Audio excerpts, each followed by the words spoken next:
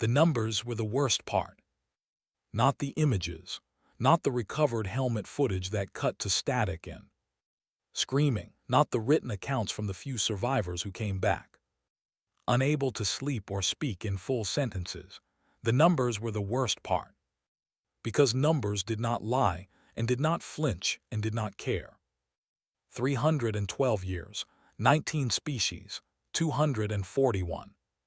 Engagements, 0 victories. The Dravac had a file in the Galactic Union's central record system that was longer than most species' entire military histories. It had its own section, its own librarians, its own ongoing research division that had produced, in 3 centuries, exactly nothing useful. The briefing room on station Irath 9 smelled of recycled air and something faintly chemical, the way all deep space stations did. Around the long table sat 11 senior figures, admirals, counselors, and 2 xenobiologists who had been called in the night before and had not slept. The display wall showed a rotating map of the border region around a colony world called Irath 6. Red markers showed where the expeditions had ended. There were a great many red markers. Admiral Sarath sat at the head of the table. She was Arvosi, tall, silver, scaled with 6 limbs and eyes the pale yellow of old bone. She had been in the Union military for 40 years, and she had never, in those 40 years, looked at a file the way she had looked at this one, quietly, carefully, like it was something she did not fully understand and was not willing to pretend otherwise. Counselor Ron sat 2 seats to her left. He was Ulori, broad and low to the ground, with damp gray skin and a wide flat mouth that did not move much. When he spoke, as if speaking were something he did reluctantly, he had reviewed the Dravac file before the meeting. He had reviewed it 3 times. He was not a man who was easily disturbed, but his hands were very still on the table in the way that hands go still when someone is working to keep them from moving. The briefing began. A junior analyst walked through the history, species by species, engagement by engagement. The Thorund had sent armored warriors with weapons that could level a city block. The Dravac had killed 14 of them in under 6 minutes. The Keshari had tried coordinated psychic suppression. Using 16 of their strongest minds, 3 had died. The others had been returned to their homeworld in a condition that the file described carefully as permanently altered. The Drelkai, the most feared physical fighters in the known galaxy, creatures of iron muscle and centuries of warrior tradition, had sent their greatest champion. The recovered footage lasted 40 seconds before the camera failed. Nobody had beaten it. Nobody had driven it off. Nobody had even made it retreat. It had recently settled on Irath 6, a mid-tier colony world that sat on a supply corridor the Union needed operational. 3 expeditions had been sent. None had returned in fighting condition. The creature was not destroying the colony directly. It seemed uninterested in the colonists themselves, but nothing could move through the highland territory it occupied, and that highland territory happened to contain the only viable path to the corridors. Relay stations. The Union had a problem. Counselor Ron spoke first when the analyst finished. He said they needed a larger force, a combined species operation, overwhelming numbers. He said it in a flat, certain voice, the way men speak when they want the conversation to be over. Sarath let him finish. Then she said she had a different proposal. She brought up a personnel file on the display wall. The image showed human, a species that had been part of the Union for just under 30 years. Still largely considered a curiosity by the older member worlds. The human in the image was a man of middle age, with a plain face and short brown hair and the kind of expression that was not quite a smile and not quite neutral but somewhere in between. like a person who had just heard something mildly interesting and was still thinking about it. His name was Darren Walsh.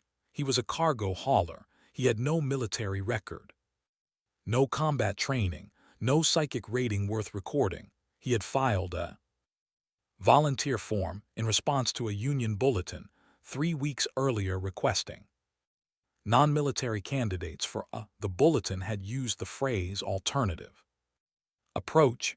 He had filled in the form during what his logs showed was a rest period between cargo runs. His stated reason for volunteering was 3 words long. Sarath read it aloud, "I want to see." The room was quiet. Counselor Ron made a sound that was not quite a laugh. He said a human cargo worker was not a serious suggestion. He said the Dravac had broken Drelka champions and Thoron shock units and Keshari mine speakers, and a soft-bodied primate with a cargo license was not going to accomplish what 3 centuries of actual warriors had failed to accomplish. Nobody at the table disagreed with him out loud. Sarath did not argue. She said she was not proposing Darren Walsh as a warrior. She said she was not sure what she was proposing him as. She said she had read the human behavioral files, the full files, not the diplomatic summary, and she had found something in them she could not categorize, something that did not appear in the files of any other species she had studied. She did not explain what it was. She said she was not sure she could explain it. She said she had approved the request. 2 days later, a transport docked at the station. It was a small ship, working vessel, with scratched panels and cargo markings from half a dozen different port authorities. Darren Walsh came down the ramp with a worn fabric bag over one shoulder and a look on his face that was exactly the same as the one in his file photo, mild, present, interested in the size of the docking bay in the specific way a person is interested in something they have not seen before but are not surprised to find exists. He looked around the station. He looked up at the ceiling, which was very far away. He looked at the observation windows that showed the star field outside. A junior officer was waiting to escort him. The officer had been briefed on the situation and was expecting, based on his own assumptions about the kind of person who would volunteer for this, someone who would either be visibly nervous or visibly trying not to be. He was not sure what to do with someone who was neither. Darren Walsh nodded at the officer. He asked how long the walk to the briefing room was. The officer said about 10 minutes. Darren said that was good. He wanted to stretch his legs after the trip. They walked. Behind them in the briefing room, Counselor Ron was already drafting a memo requesting that the alternative approach be reconsidered. Sarath did not read the memo. She was watching the corridor feed on her personal screen, the one that showed the dock entrance and the long corridor beyond it. She watched the human walk. She watched the way he looked at things as he passed them. She was trying to find the word for what she was seeing. She could not find it. She had studied a great many species, and she was good with words, and she could not find the word. She set the memo aside. She told herself she would wait and see. The testing started the next morning, and by the 3rd hour, the team running. It had stopped talking to each other the way people stop talking when they are not sure what they are seeing and do not want to say the wrong thing. There were 6 candidates in total. 5 of them were human soldiers brought in as a comparison group, men and women with real combat records and real training, people the Union Assessment Office understood how to measure. The 6th was Darren Walsh, who sat in the waiting area between tests with his hands resting loosely on his knees and looked at the walls. Not staring, not zoning out, just looking, the way a person looks at things they find quietly worth looking at. The tests were standard Union combat screening, reflex panels, strength bars, threat response simulations that flashed loud lights and sudden sounds and measured how fast the body reacted and in which direction, pain tolerance, assessments done with a calibrated pressure tool, and finally the psychic sensitivity index, a low-level projector that pushed a mild wash of discomfort into the testing room, nothing like what the Dravac could produce, but enough to get a baseline reading. Darren failed all of them. Not dramatically, not in a way that made the technicians wince. He simply scored at or below the lowest range on every metric. His reflexes were human baseline, fast by some species standards, but nothing notable in a galactic context. His strength scores were ordinary. His threat response was strange in a way that was hard to categorize. He reacted to sudden sounds and lights, but the reaction was small, a slight turn of the head, a brief pause, then he continued what he was doing. One of the technicians noted in her log that it was not the reaction of someone suppressing fear, it was the reaction of someone for whom the loud sound had simply been a loud sound. The psychic sensitivity index was the one that caused the team to go quiet. The projector was set to its third level, discomfort, not pain, the kind of low hum that made most species feel a crawling unease they could not locate. Darren sat in the test chair. The projector ran for the standard 30-second period. His biometrics showed a mild elevation in heart rate. His face showed nothing in particular. When the 30 seconds were up and the technician asked him what he had felt, he thought about it for a moment and said it had been a bit like standing too close to a generator, a low, uncomfortable feeling he could not quite place. He said it had not been pleasant. The technician noted that this was, objectively, an accurate description. She also noted that the other candidates at level 3 had shown elevated heart rates, heightened perspiration, some degree of involuntary muscle tension, and one had asked to stop the test early. Darren had found it mildly unpleasant, like standing near a generator. The lead assessor sent a request to have Gova brought in. Gova was the oldest figure in the building. He was Drelkai quadrupedal, with a heavy barrel body and a broad armored head and small eyes that had seen across his long life more violence than most people could imagine. He had been the arena master at the Drelkai Grand Ring for 60 years.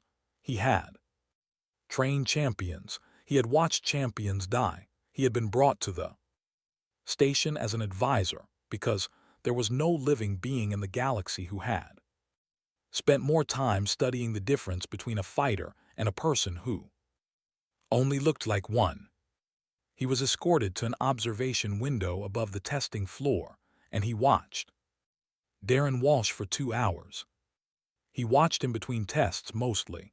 The tests themselves were not very interesting. Gova could see in 20 seconds that the man was not a soldier and would never be one. What was interesting was everything else.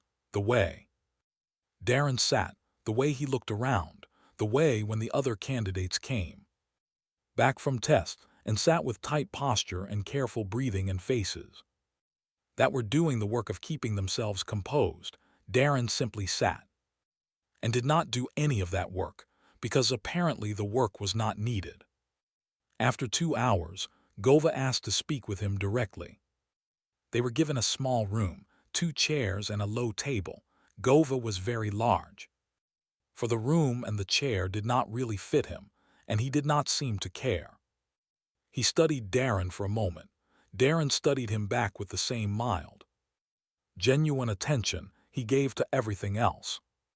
Gova asked him if he knew what the Dravac had done. Darren said yes. He had read the file. He said he had not been able to read all of it because some of the recovered footage had content warnings he took seriously, but he had read the summary reports and the casualty counts and the strategic analysis sections. Gova asked him if any of it had made him want to withdraw his volunteer form. Darren thought about it honestly. He said no. He said the file had made him want to understand the creature better, not less. Gova asked if he was afraid. Darren thought about this for longer. He said he was not sure. He said fear, for him, tended to arrive after things rather than before them. He said he had once gotten his arm caught in a cargo press, a serious accident, real danger, bones involved, and had not felt what he would call afraid until the medic showed him the imaging and he could see what had almost happened. During the event itself, he had just been trying to fix the problem. He said he suspected Irath 6 might be similar. He said he would probably understand how he felt about it once he was back. Gova looked at him for a long time. Then he said, "Every fighter I have ever trained learned to wear their courage in front of their fear, like armor. You could always see the armor if you knew where to look." He paused. "I cannot find the armor on you." Darren said he wasn't sure that was a compliment. Gova said he was not sure either. He went to find Admiral Sarath. He walked slowly, the way he always did, and he thought about what he had seen and what he had not seen and what it might mean to send a being like that into the highlands of Irath 6. He had watched the Dravac's footage more times than he could count. He had watched it hunt. He had watched it read its prey the moment before it struck, the way it seemed to locate something in the creature it faced and respond to it, the way the prey's own terror fed into the encounter like a signal. The Dravac was always waiting to receive. He had watched every failed challenger carry that signal without knowing it, loud and clear like a beacon. Gova found Sarath in her office. He stood in the doorway because the room was not built for his size. He said, "I do not know if he will survive. I cannot promise that, but I think he is something the Dravac has never encountered." Sarath asked what he meant. Gova said, "Everything that has ever faced that creature was afraid, even the ones who did not know it. The Dravac has had 300 years of the same meal, the same taste, the same signal." He paused. "This one will not send the signal." Sarath was quiet for a moment. Then she asked if Gova thought that would be enough. Gova said he had no idea. Sarath authorized the deployment. In the testing area, Darren Walsh had been told the results of his assessments. He had been told he had failed every metric. He had nodded in a way that suggested this was not surprising. He had asked what the next step was. The junior officer who told him had expected something: disappointment, bravado, some response to the information. He got a nod and a question. Before they left the room, Darren asked if he was allowed to bring personal items on the deployment. The officer said within reason. Darren asked about a thermos. The officer said he would check. He checked. Nobody had a regulation against a thermos. Nobody had ever thought to write one. Somewhere between the last waypoint and the upper atmosphere of Irath 6. The pilot told Darren to look out the port window. He looked. The planet was dark in the way that worlds with twin moons go dark, not fully, never fully, because one moon or the other was always catching light and throwing it at odd angles across the surface. From above, Irath 6 was purple and gray and black, the highland plateaus cut through with lines of pale bioluminescence where the lichen grew thick in the rock cracks. It looked, Darren thought, like someone had dropped something luminous and watched it spread through stone. He wrote that down in his notepad. The pilot dropped him at the edge of the designated landing zone, as close as the Union was willing to risk a crewed vessel, and immediately began her return climb. The agreement was clear. Darren went in alone, no backup, no armed escort, his own request in writing, countersigned by Sarath and reluctantly stamped by Counselor Ron, who had added a note to the file. that he wished to register his formal objection for the record. The landing zone was a flat shelf of dark rock about 200 meters from the remains of the outpost. Darren walked toward it. The air was cold and thin and smelled of mineral dust and something faintly sweet that he guessed was the lichen. His breath fogged. He had dressed in layers and his boots were good ones, cargo-rated, ankle support grip sole. And he walked at an easy pace, not hurrying, looking at the ground and then at the sky and then at the ruined outpost as it came into view. In orbit, the monitoring crew had been watching the sensor feeds for 2 hours. Since the transport had departed, Admiral Irath sat at the center console. Gova stood near the back of the room, too large for any of the seats, his wide head lowered slightly as he watched the screens. Counselor Ron had arrived an hour ago. He stood very still near the door, and his hands were doing the same thing they had done in the briefing room, absolutely nothing with effort. The outpost was not much. It had been a mid-size field station, 20 rooms, a comm relay, storage units, a vehicle bay. What was left was the bones of it.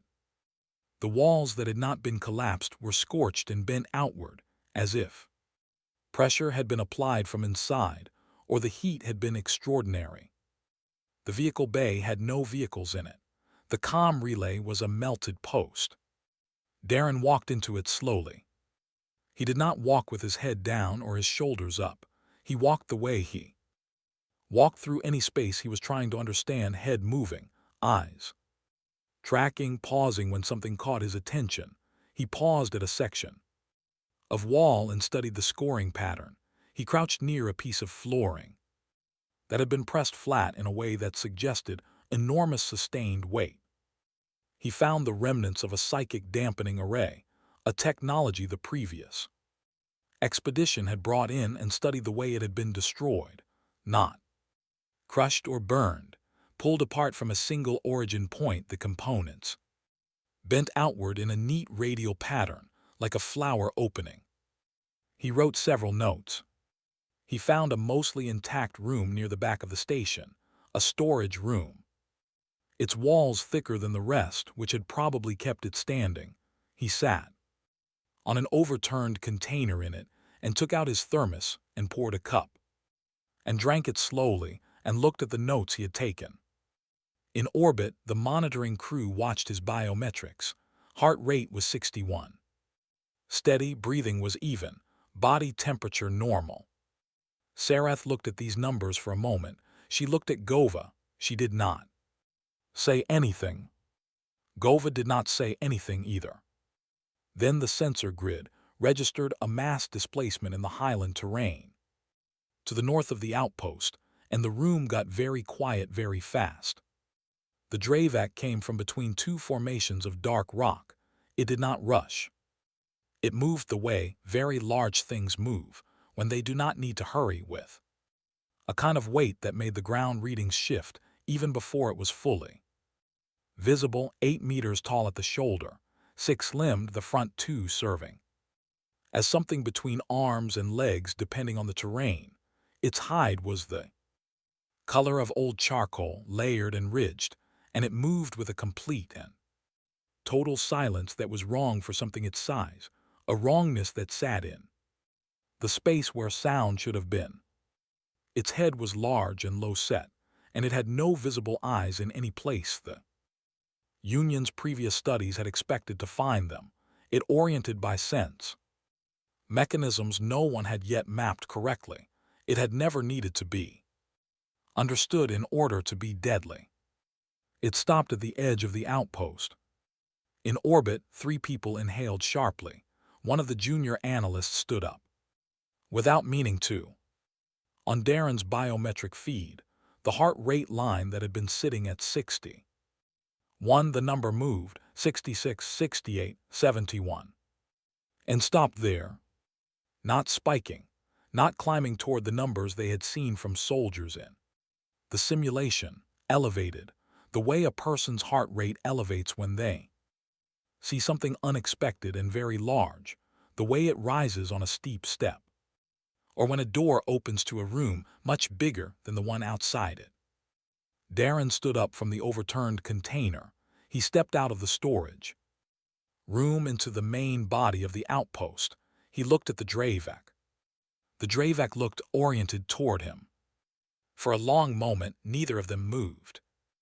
Darren sat down on a piece of rubble, not slowly, not deliberately, not in any tactical sense, in the way a person sits when they have found a reasonable surface and their legs are a little tired. He rested his forearms on his knees. The Dravac did not move. In orbit, nobody spoke.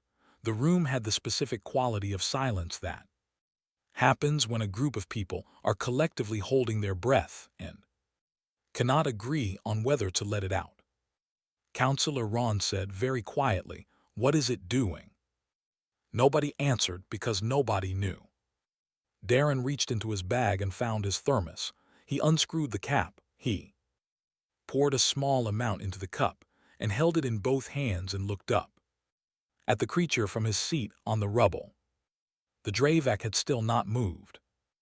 Darren tilted his head slightly, the way a person tilts their head when they are looking at something they want to see better. He nodded once, a small nod. Casual, the kind a person gives to a neighbor across a fence. The Dravac stood in the gap between the broken walls of the outpost, 8 meters of ancient predator, and it did not strike, and it did not advance, and it did not make a sound. It watched. On the sensor feed, Darren's heart rate was at 68. Irath looked at that number for a very long time. Then she looked at Gova. Gova was watching the screen with his small eyes and his heavy head and an expression that was hard to read on a Drelkai face, but that she had by now seen enough of to recognize. He was surprised. In 40 years of knowing Gova, across a career that had covered 2 wars and 100 briefing rooms and more impossible situations than she had kept count of, Irath had never once seen Gova surprised. She turned back to the screen. The human sat on his rubble and drank his coffee. The monster watched. The twin moons of Irath 6 were both up now, throwing their split light across the ruined outpost, and it was, in the strange and specific way of things that should not be quiet and are very quiet.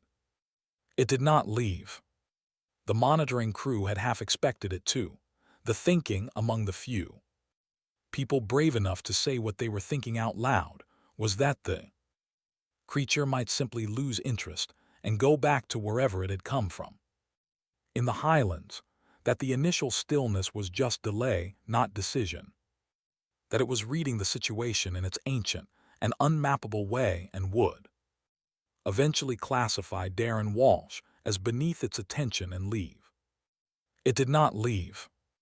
An hour after first contact, the Dravac had moved to a position at the edge of the outpost and lowered its front section onto the ground in a way that reduced its profile by about a third, not a sleeping posture, more like the way a large animal settles when it has decided to stay in a place for a while.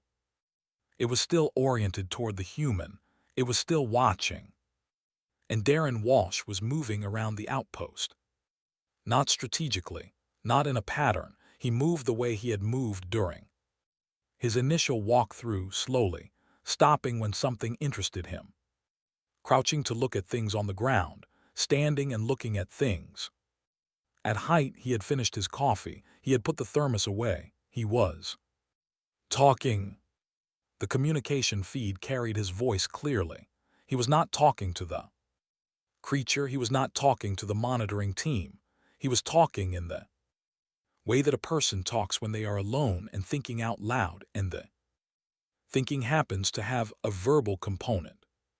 He said the damage to the eastern wall was interesting because the impact pattern did not match any of the weapons recorded in the expedition reports, which meant the outpost had taken structural damage before any of the fighting started. He said the flooring depression he had found earlier was about 2 meters in diameter and a consistent depth, which he thought was strange because if it was a footprint it was perfectly even, and most walking animals, even very heavy ones, distributed pressure unevenly. He said the bioluminescent lichen was doing something on the north wall that he could not explain. He said it appeared to be growing faster or brighter near the areas of heat damage. He said he did not know if that was normal for this species of lichen, or if the damage had somehow created a condition it found favorable. He crouched and looked at the lichen for a while. He wrote something in his notepad.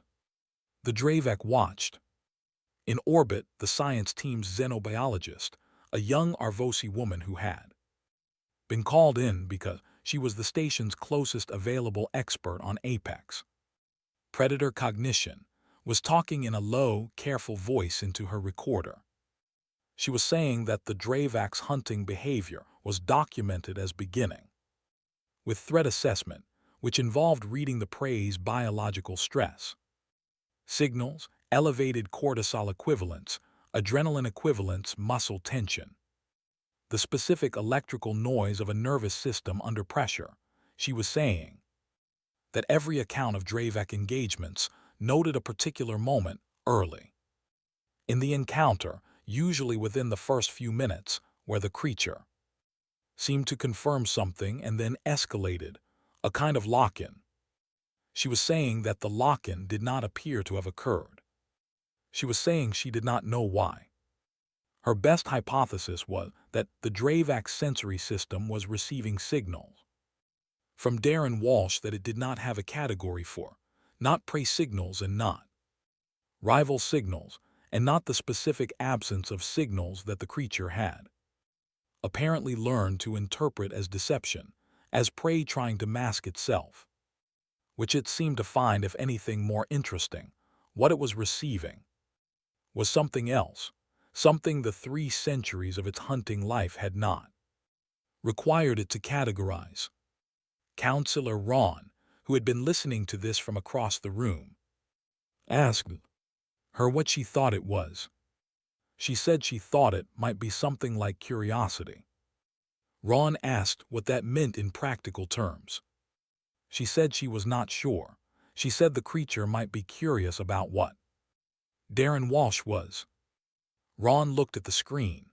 Darren was now standing in the middle of the outpost, looking up at the sky between the broken roof sections, his face tilted at the twin moons. He was saying something about the light. He was saying that at this angle with both moons up, the shadows went in 2 directions and you had to look carefully to understand the shape of things. Ron did not respond to this. He looked at the Dravac's position marker on the sensor grid, and then he looked at the biometric feed, and then he stood very still and did not say anything else. 3 hours after first contact, Darren spoke to the Dravac directly for the first time. He did not approach it. He was standing near the center of the outpost, and it was at the edge, and there were perhaps 40 meters between them. He just turned toward it and spoke in the same tone he used for his own notes, level, thoughtful, not loud. He said it was clearly very old.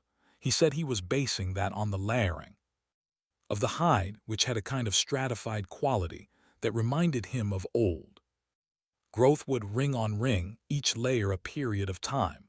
He said the scarring on the left foreleg looked like a healed break.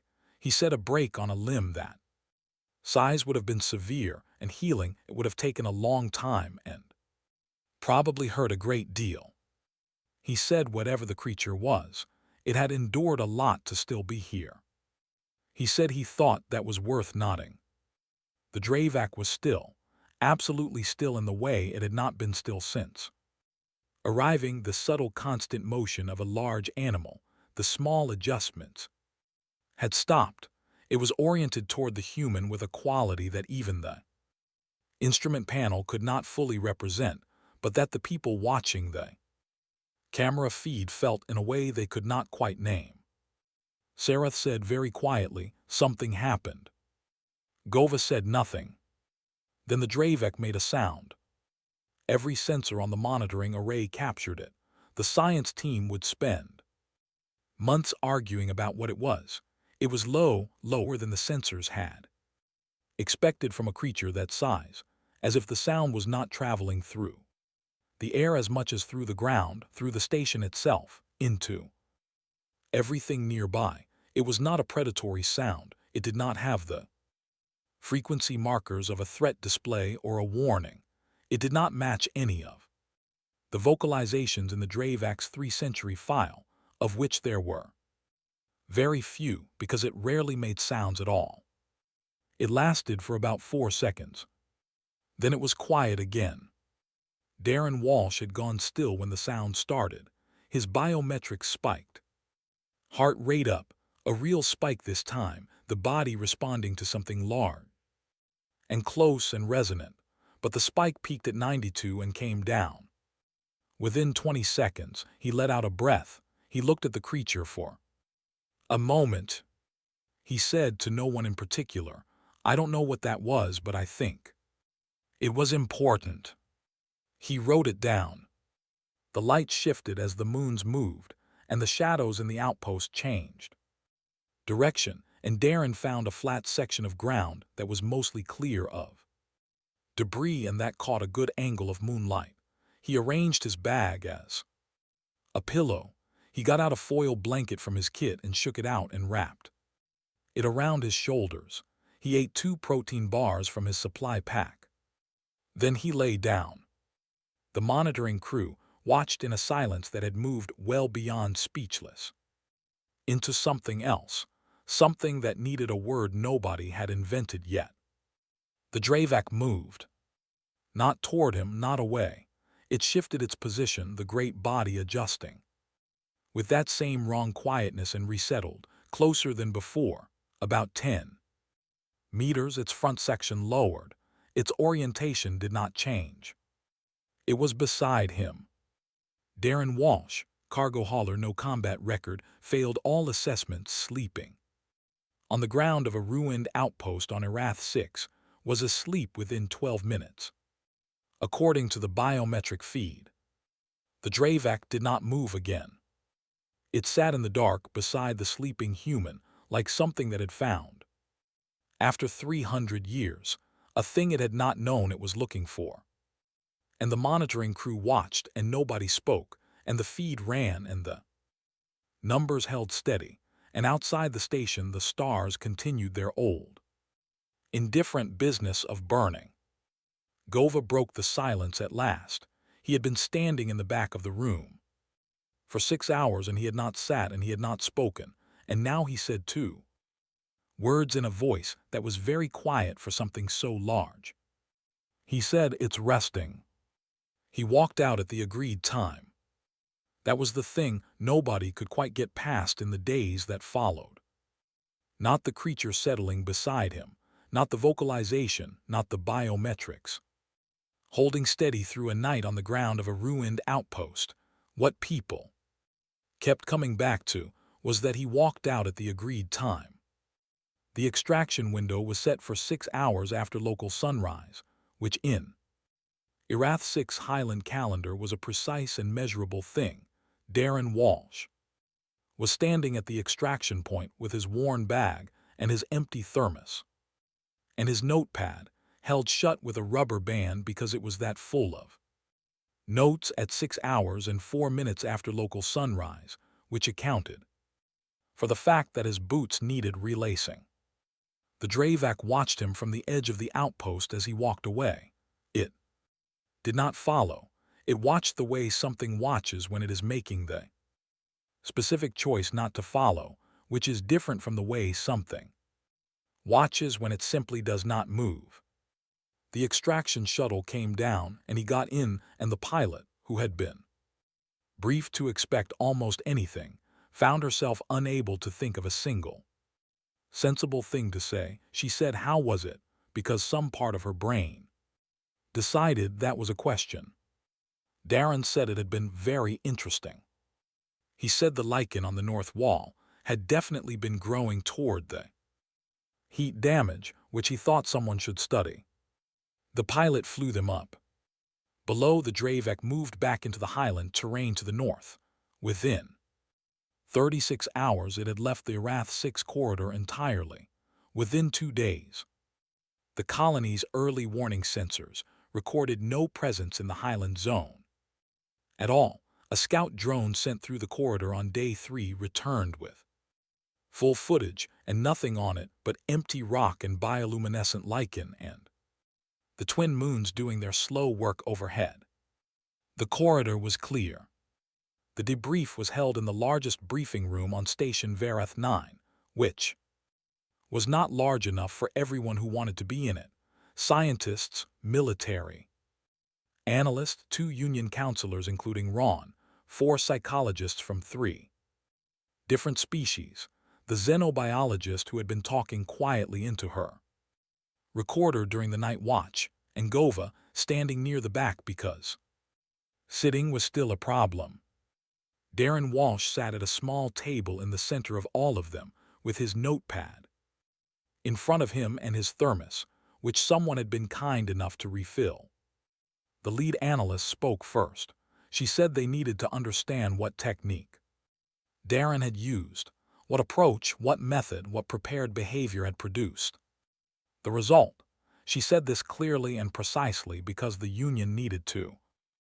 No, because if this could be replicated, then the Dravac problem, and every other problem like it in the known galaxy, changed shape entirely.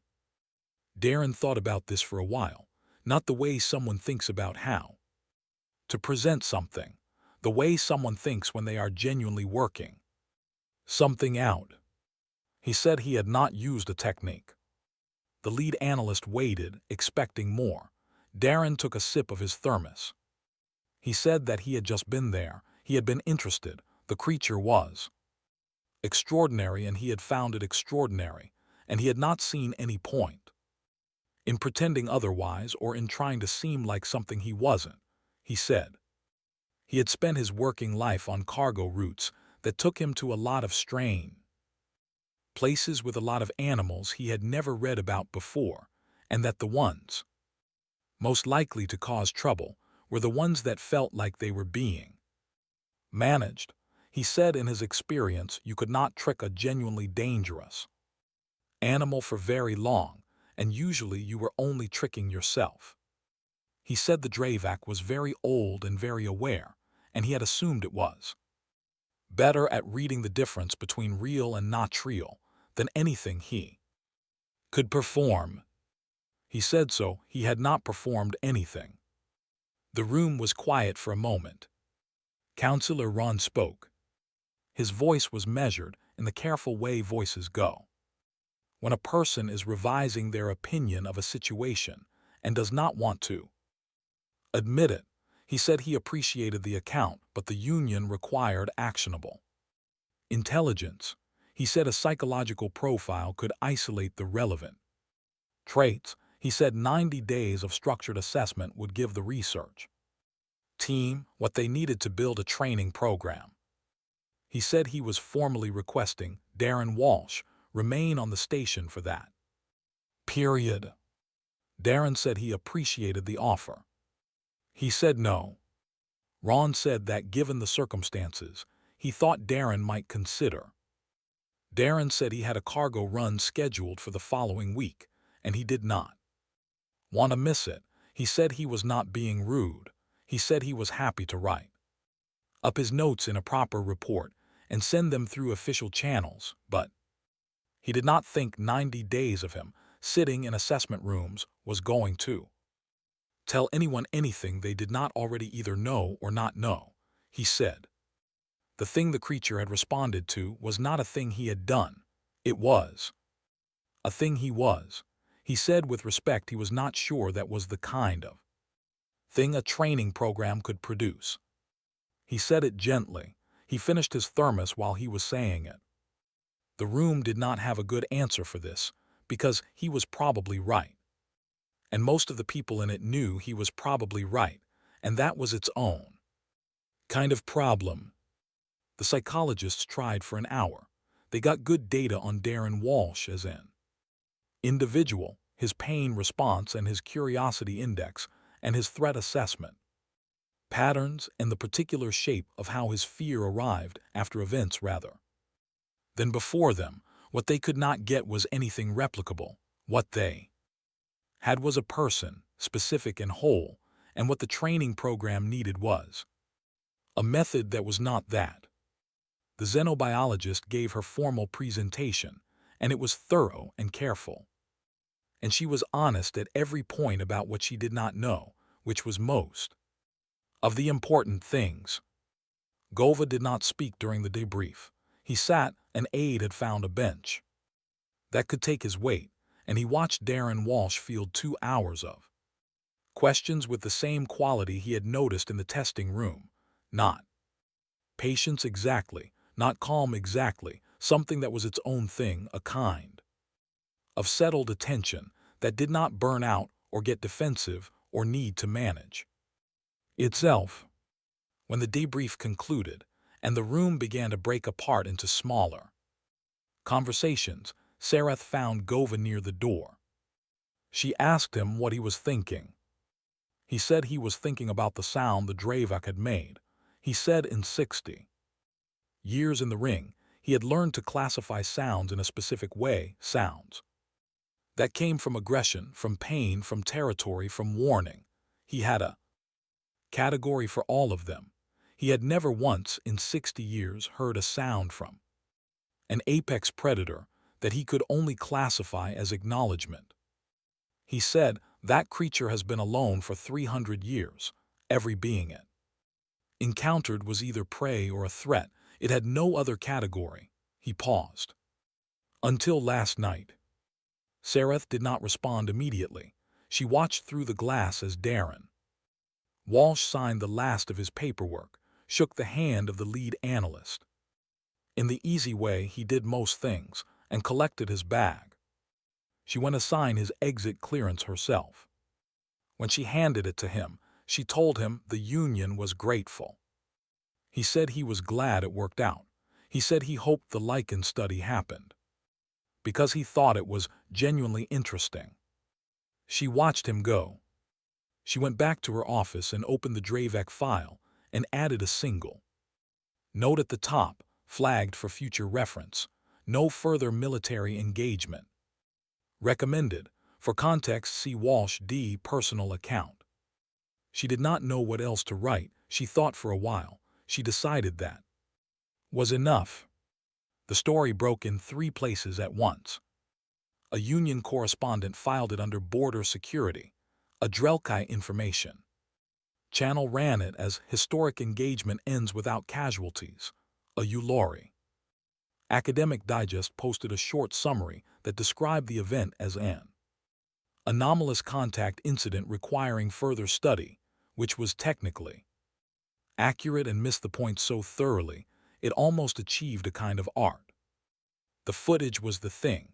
Someone on the monitoring crew, nobody ever admitted to it officially, though the internal investigation lasted 6 weeks and was eventually quietly dropped, had copied the overnight censor feed and posted it on 3 different public access networks, not the whole feed, just one segment, 11 minutes long, starting from the moment the Dravac settled into its lowered position beside the human sleeping form and running until the light changed and Darren Walsh rolled over and pulled his foil blanket tighter.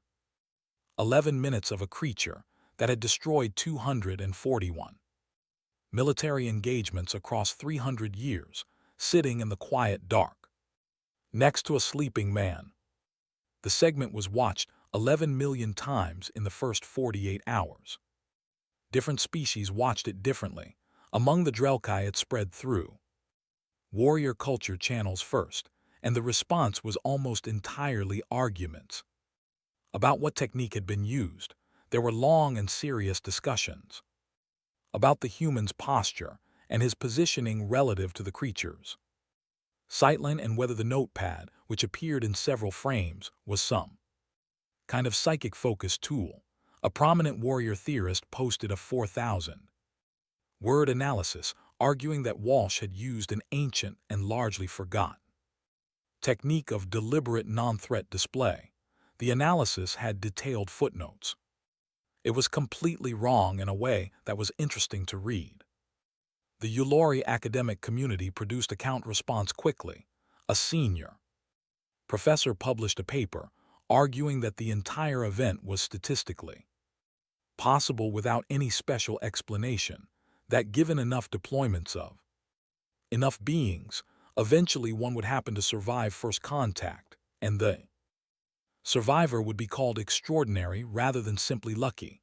The paper received wide circulation. A rebuttal published 3 weeks later pointed out that the paper failed to account for the fact that the creature had not merely failed to kill the human, but had demonstrably chosen to remain beside him through the night, which was not a thing that could be explained as luck. Without redefining the word until it was useless, the rebuttal received less circulation. The Arvosi response was quieter and took longer. Among the silver-scaled people of the old worlds, there was a tradition of sitting with difficult things until you understood them, or until you understood that you did not understand them, which was considered a form of wisdom. The footage circulated through private networks and personal messages for several weeks. The most common message sent alongside it was 3 words. Those 3 words were, "What is this?" Nobody had a good answer. On a small colony station in the outer belt, the kind of station where people from 6 different species lived in adjacent corridors and mostly kept to themselves because that was how you survived shared space, a Drelkai child saw the footage on her schoolroom display. Her teacher had brought it up as a current events item. The class watched the 11 minutes. The Drelkai child asked why it hadn't killed him. Her teacher, a young Ulori man who was honestly a better teacher than the pay grade suggested, thought about it carefully. He said nobody was entirely sure. He said some people thought it was a technique, and some people thought it was luck, and some people thought it was something else. The child asked what the something else was. He said he thought it might be the way the human looked at things. He said that the human seemed to find things genuinely interesting, including the creature, and that the creature had perhaps never encountered something that looked at it as something interesting rather than as something to fear or something to fight. The child thought about this for a while. She asked if that was special to humans. The teacher said he did not know. He said it might be. He said the files on humans were only 30 years old, and there were a lot of things about them that the Union was still figuring out. An Arvosi crèche-keeper in a mid-level residential block showed the footage to the young ones in her care because she thought they should see it. She was not sure why she thought they should see it. The young ones were at the age where everything is very serious, and nothing is certain, and the galaxy feels very large and not entirely safe, which is an accurate feeling for their age to have. They watched it quietly. Afterward, one of them asked why the human wasn't afraid. The crèche-keeper did not have a good answer. She said maybe he was a little. She said being a little afraid and doing a thing anyway was something humans seemed to do based on their history. She said doing a thing out of interest, even when you were a little afraid of it, might be a specifically human quality. She said she was not sure.